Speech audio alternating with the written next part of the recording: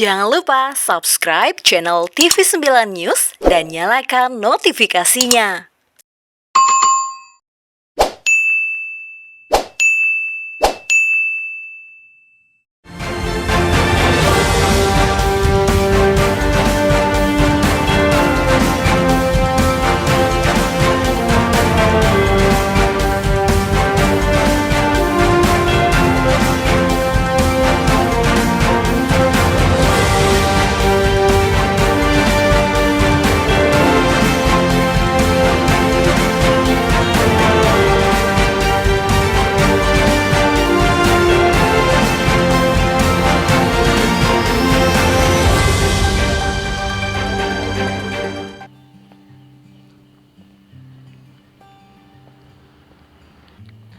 Spesial interview kali ini akan mendatangi salah satu tokoh di Kabupaten Lombok Tengah. Ia adalah Wakil Ketua DPD Partai Golkar Kabupaten Lombok Tengah. Ia juga adalah sebagai Wakil Ketua DPRD Kabupaten Lombok Tengah. Dikenal sebagai DPR 2 periode, kini ia kemudian masih bertahan di DPRD Kabupaten Lombok Tengah. Kita ingin mengetahui bagaimana sebenarnya sejarah beliau untuk menapaki puncak karir beliau sebagai seorang politisi di Wakil Ketua DPR sampai sekarang ini. Kita akan menyambangi langsung kediaman beliau. Assalamualaikum. Waalaikumsalam warahmatullahi wabarakatuh. Apa kabar ini? Kita salam. Silakan. Ya. Wah, asik ini sedang menikmati malam di rumah ya? Iya, kebetulan lagi ya beginilah duduk santai-santai gitu ya.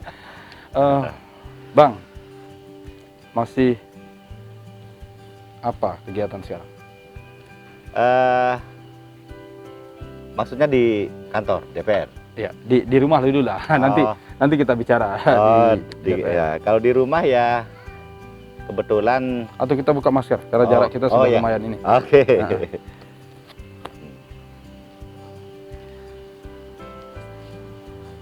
Ya, saya sehari-harinya kalau kebetulan di rumah ya, selain bercengkrama dengan keluarga, ya tentu sering juga teman-teman yang dari desa-desa, dari masyarakat bersilaturahim.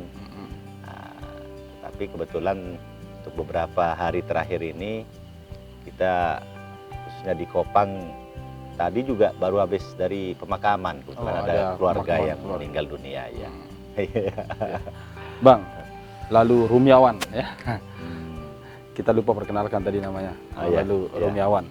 Saya kira tidak ada yang tidak mengenal beliau kalau di Lombok Tengah karena sudah mondar-mandir di media juga sebagai wakil ketua DPRD Kabupaten Lombok Tengah. Bang, kalau kita lihat abang ini kan besar, lahir dan besarnya di Kopang, ya, di sini. Betul. Di daerah apa namanya? Ini namanya Desa Kopang Rembige. Desa Kopang Rembige. Desa Kopang Rembige. Kecamatan Kopang, Kabupaten Lombok Tengah. Artinya Bang Rumiawan mulai SD, SMP, SMA di sini. Betul. Saya SD di Kopang, SMP juga di SMP 1 Kopang, SMA di Kopang. Baru setelah kuliah baru ke Mataram. Kuliah di Mataram di? Saya kuliah di Universitas Muhammadiyah. Oke. Fakultas Visipol, jurusan Administrasi Negara. Oke. Ini masih ada kaitannya ini dengan jabatannya sekarang. Ya. Tapi sebelum kita ngobrol banyak tentang itu, yang saya dengar abang ini kan lahir dan besarnya di Kopang. Terlahir dari seorang tokoh juga. Siapa yang tidak mengenal ayahanda Bang Rumiawan ini dulu begitu. Beliau seorang tuan guru, pernah juga sebagai ketua MUI Provinsi Nusa Tenggara Barat pada waktu itu. Apa yang diwarisi oleh almarhum? Sudah masih hidup atau sudah almarhum. Wow. Oh, ini ada kopi ya? Iya, sambil kita ngopi. Ngopi asik ya malam. Makasih, Dek. Gimana, Bang? Jadi tentu orang tua kita dulu, karena beliau itu tuan guru, memang yang paling utama yang dapat saya petik dari pelajaran dari orang tua itu adalah pengabdian. Jadi dalam hidup ini kita dituntut untuk mengabdikan diri, artinya sesuai dengan tuntutan agama, Oke. bisa bermanfaat untuk orang lain. Saya kira itu prinsip utama yang ditinggalkan, yang saya warisi, dan sehingga ya kiprah itu lewat manapun sepanjang itu untuk pengabdian. Tujuannya pengabdian. Tujuannya gitu. pengabdian, saya kira itu prinsip dasarnya. Pendidikan dari orang tua dulu bagaimana? Disiplinnya keras kah atau seperti apa model orang tua dulu mendidik seorang Bang Rumiawan sehingga bisa mencapai puncak seperti saat ini? Ya alhamdulillah, kebetulan abah saya panggil almarhum itu Abah, abah ya? Abah saya itu ya sangat familiar, artinya tidak memaksakan kami putra-putranya itu harus menjadi apa. Nah, sehingga saya bersama dengan saudara-saudara saya itu hampir lengkap. Ada yang mengabdikan diri menjadi pegawai negeri sampai karirnya menjadi pejabat daerah. Kemudian yang kedua ada yang berkiprah menjadi guru. Oke. Nah, yang ketiga saudara saya itu ada yang jadi dokter, kebetulan dokter gigi.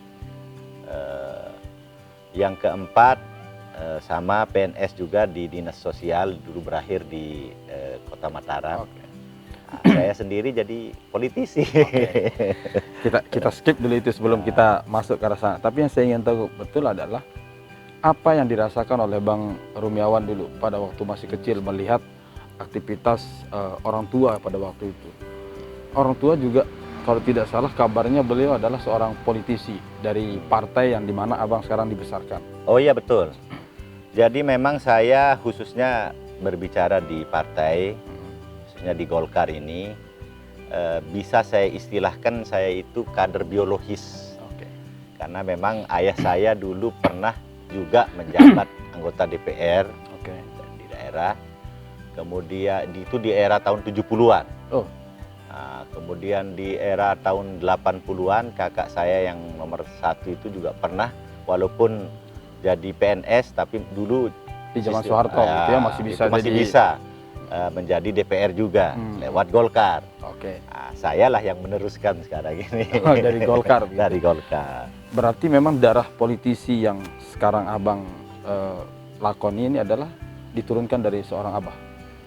Ya bisa dibilang seperti itu. Jadi keluarga kami memang sudah dari awal memang sudah berkecimpung dan masuk menjadi anggota salah satu partai, ya Partai Golkar. Partai Golkar Ya. begitu. Tapi dari kecil dulu Bang yang ingin saya tahu, apakah abang ini memang ada semacam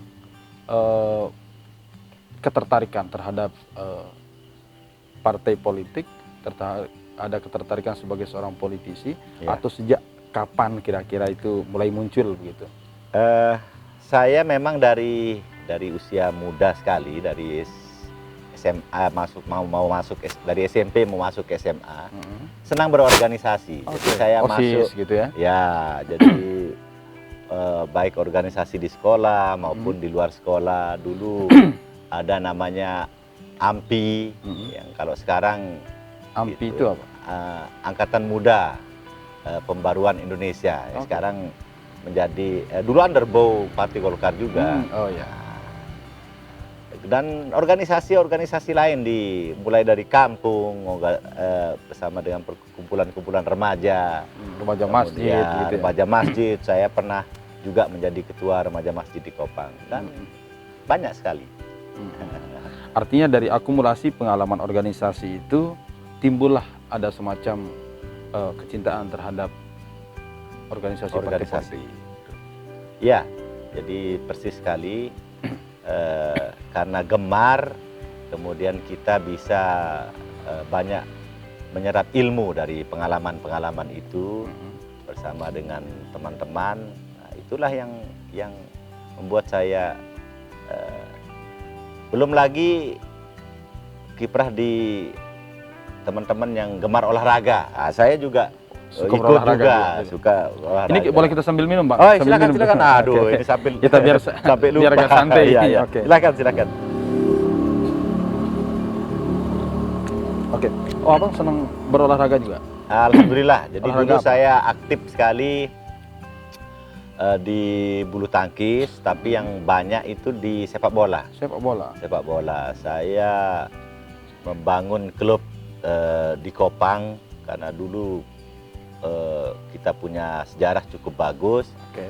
Sempat vakum oleh generasi yang terdahulu. Saya lah yang pencetusnya untuk membangkitkan mereka. Dan alhamdulillah kita ukuran di Pulau Lombok lumayan lah dapat jadi pemenang. Dapat nama lah Dapat begitu ya. nama. Oke.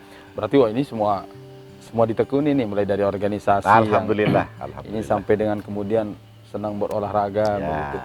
Lalu kapan, Bang, jiwa dan terjun ke dunia politik itu? Saya ingin tahu sebenarnya kisah sebelum kita masuk ke sekarang posisi Abang sebagai wakil ketua DPR. Tentu kita bicara dulu, mungkin banyak hal yang tidak tahu. Lika-liku sebelum Bang Rumiawan menjadi wakil ketua DPR itu, Ya. bagaimana ceritanya dari awalnya begitu? Jadi pertama, ya itu tadi. Jadi pertama gemar berorganisasi. Oke. Nah, baru pada tahun 2004 saat